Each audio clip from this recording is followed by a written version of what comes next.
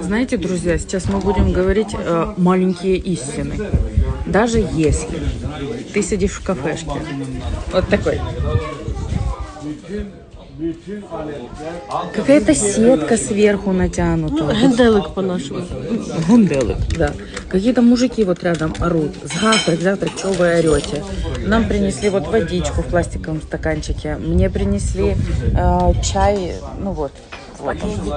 Чай в пакетике. И все равно так замечательно. Это просто охренительно. Охренительно. Любое место охренительно, если оно... на берегу моря.